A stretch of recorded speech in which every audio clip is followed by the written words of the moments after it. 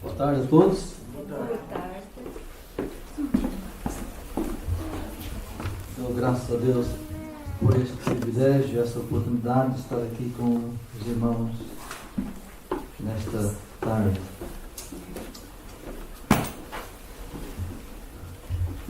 Queria compartilhar um texto aqui no livro de Números.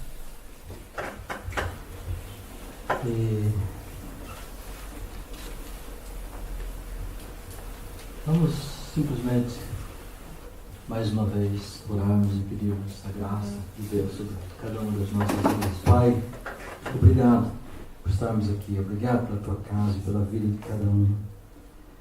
Vamos pedir, Senhor, que tu nos ajudes enquanto ouvimos, enquanto falamos, enquanto meditamos, que o Senhor possa falar com cada um de nós. Queremos orar e pedir que os nossos pensamentos e esse tempo sejam consagrados a Ti, Senhor. Queremos repreender toda voz contrária no nome do Senhor Jesus. Amém. Eu queria falar aqui alguma coisa que acho que eu nunca falei antes. Diz assim: siga as instruções do fabricante.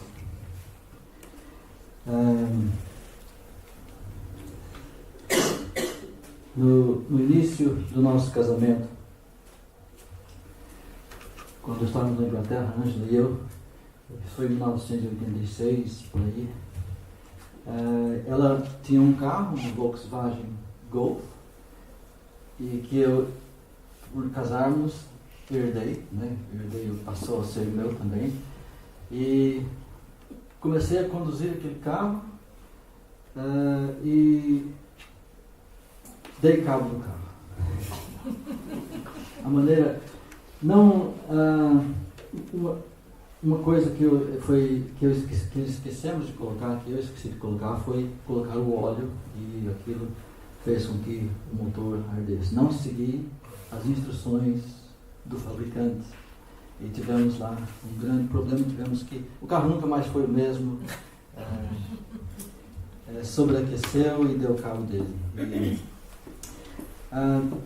Só mais um pensamento que me ocorreu enquanto eu pensava sobre isso, é que um membro da nossa família, que eu não preciso nomear, que estava em Braga, na universidade, e ele queria cozer um ovo no micro-ondas e não seguiu bem as instruções e explodiu.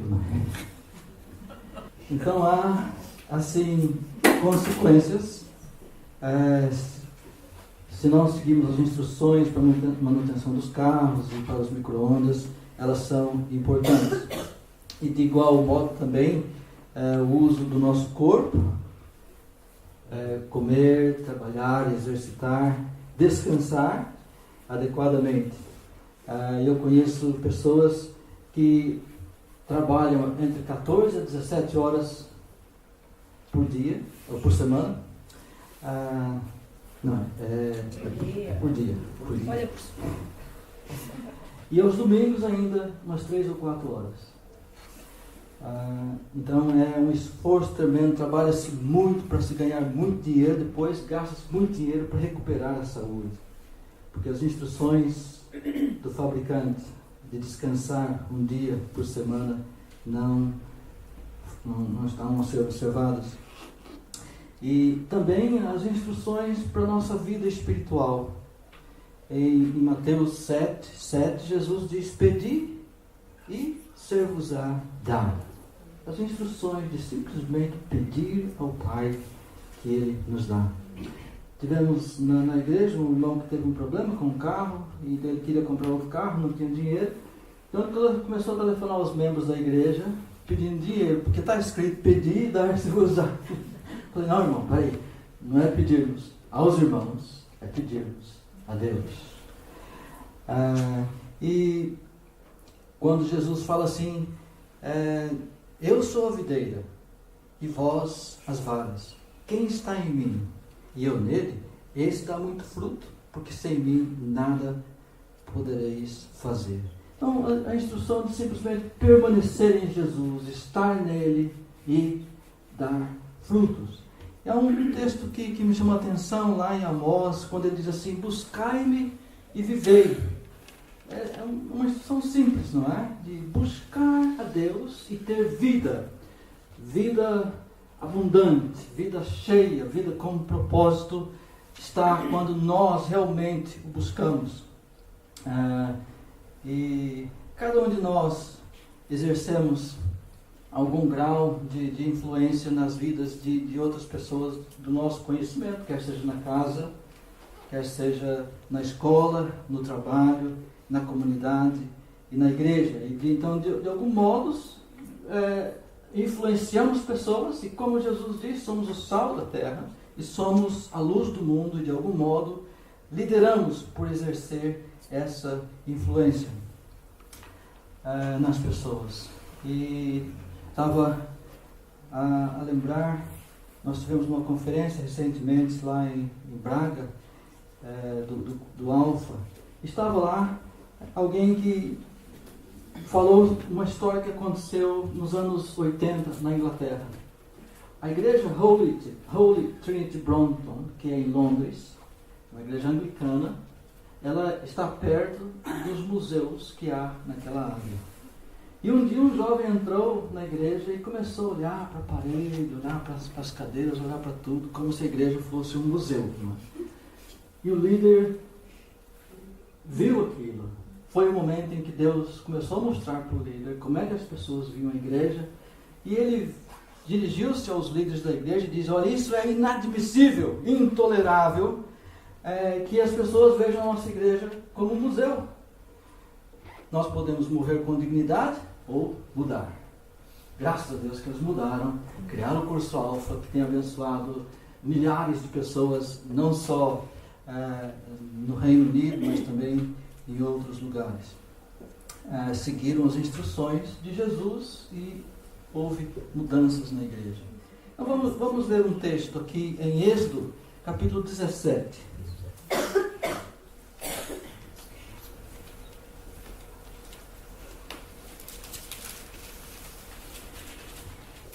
Êxodo 17, de 1 a 7.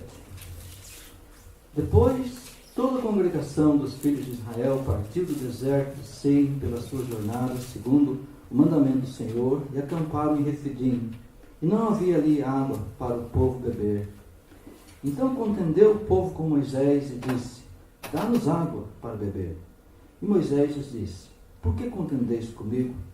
Por que tentais ao Senhor? Tendo, pois, ali o povo sede da água, o povo murmurou contra Moisés e disse: por que nos fizeste subir do Egito para nos matares de sede, a nós e aos nossos filhos e ao nosso gado? E clamou Moisés ao Senhor, dizendo: que farei a este povo? Daqui a pouco me apedrejarão.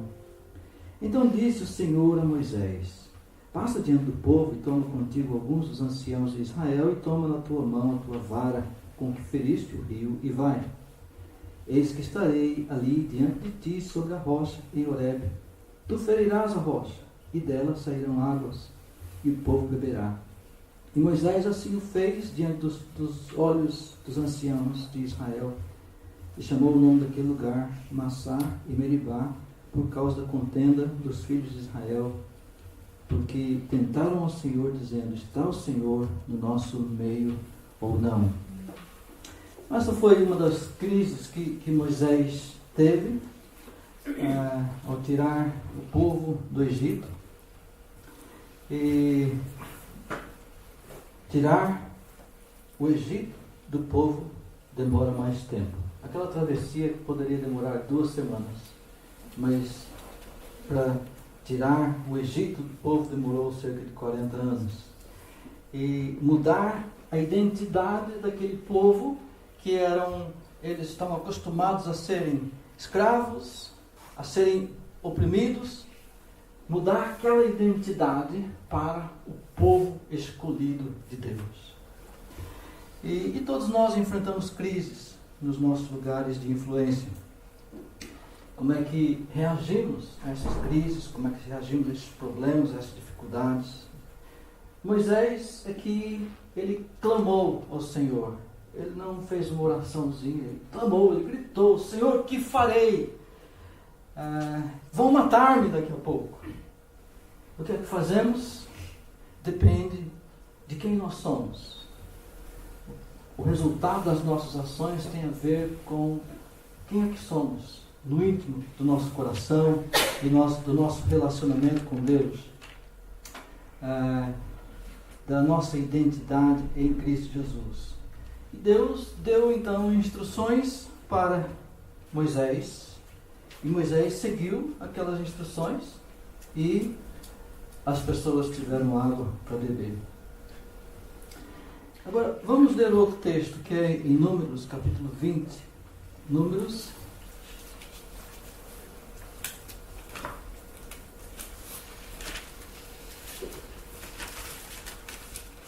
20, versículo 7, que diz: E o Senhor falou a Moisés, dizendo: Toma a vara e ajunta a congregação, tu e Arão, teu irmão, e falai à rocha. Se vocês virem um pouquinho antes aqui, eles estavam numa situação semelhante, em que no versículo 3, por exemplo, o povo contendeu com Moisés, falaram dizendo: Antes tivéssemos expirado quando expiraram nossos irmãos perante o Senhor, por que nos trouxeste a congregação do Senhor a este deserto para que morramos ali, nós e os nossos animais?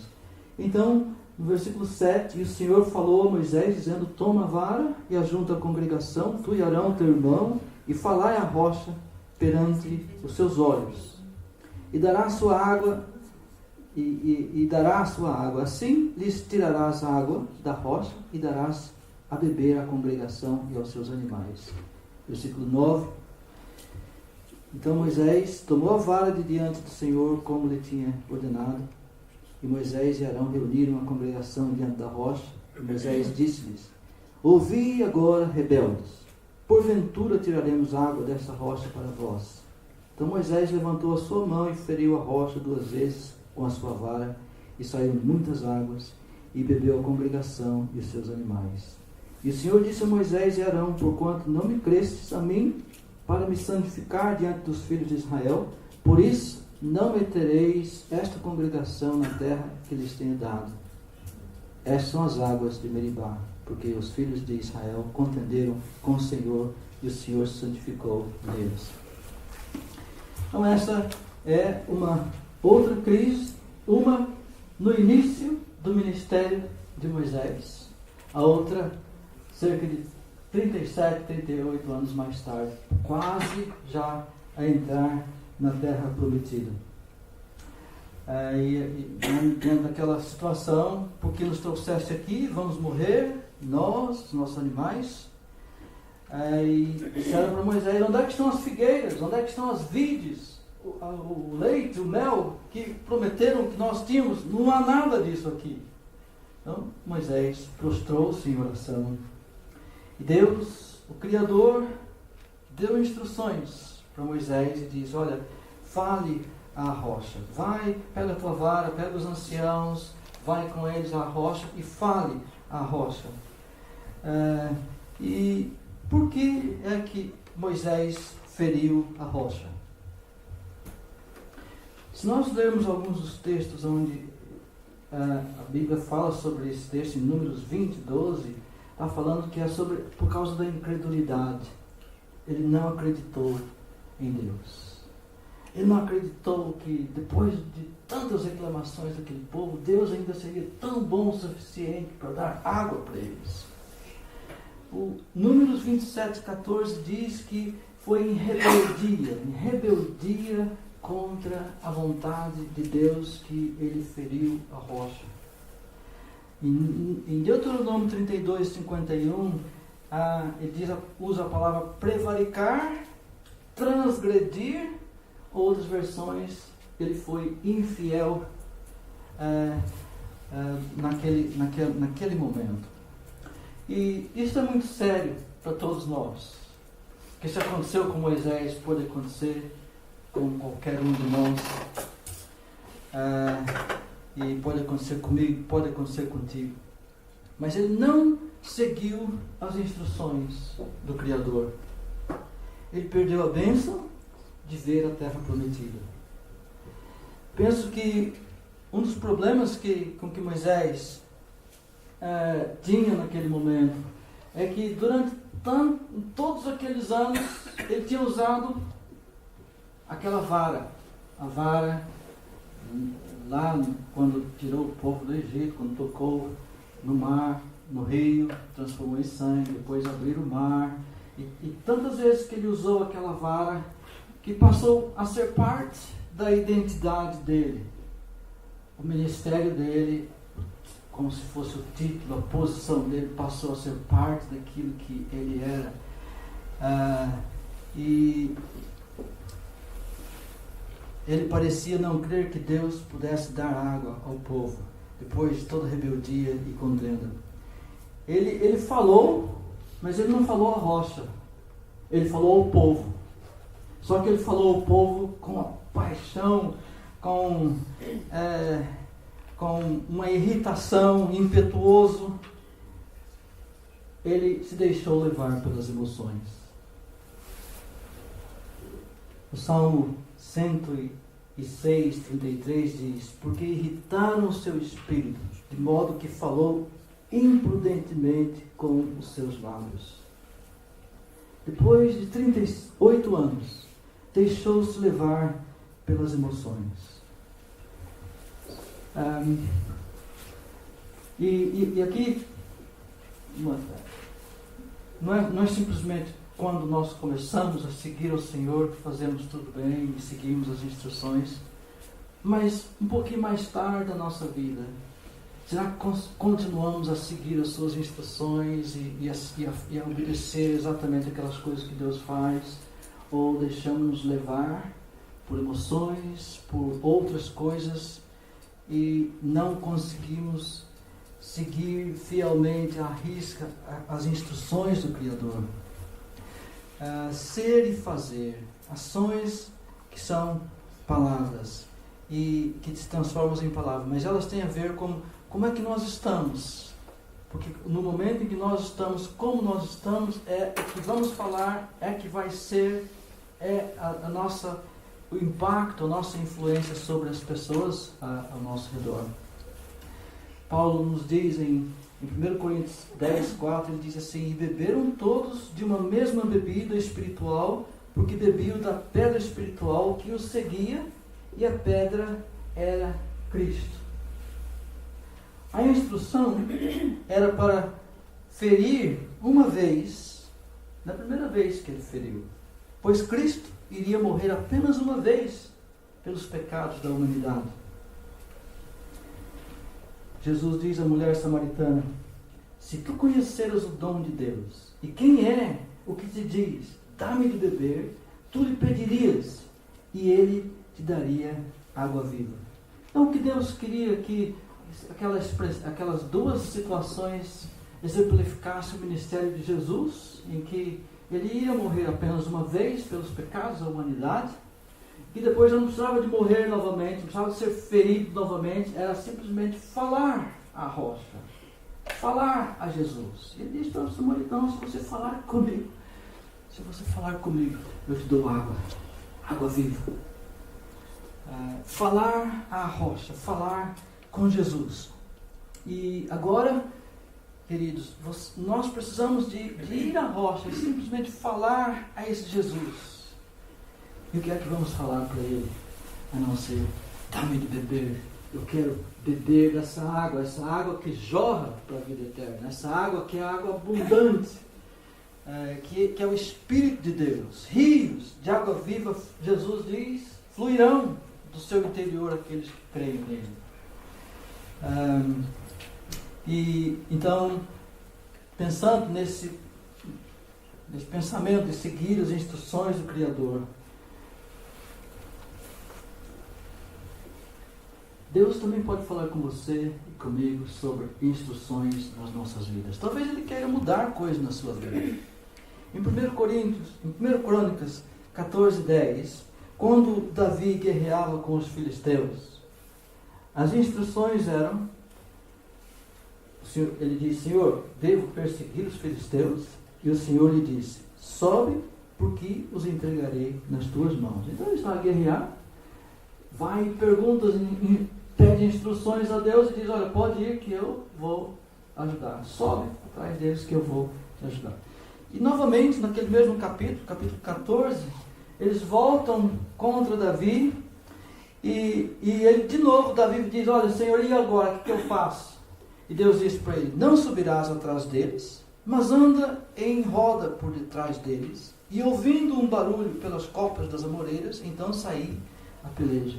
Então, Davi não presumiu que as instruções eram as mesmas, que ele tinha que fazer do jeito que ele tinha feito antes.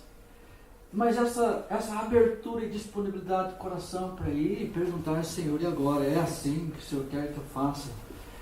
E eu penso que todos nós temos fases nas nossas vidas, fases diferentes, e nós não podemos presumir que sempre vai ser do mesmo jeito.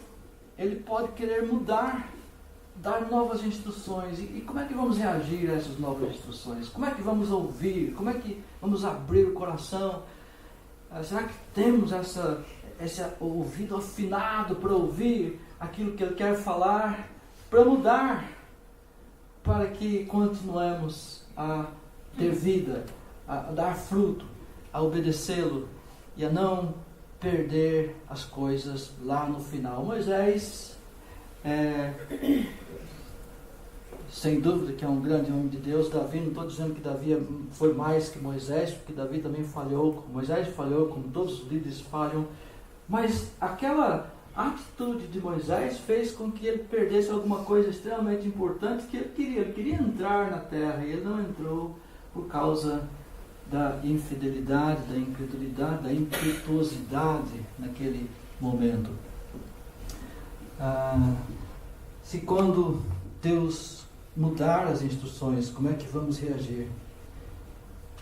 Sabe, quando o trapezista está a passar de um equipamento para o outro, ele vem no equipamento, ele solta aquele equipamento, e antes de pegar o outro, há um momento que ele está no ar, sem nada, até ele girar o corpo, pegar as mãos no outro equipamento que vem ao encontro dele.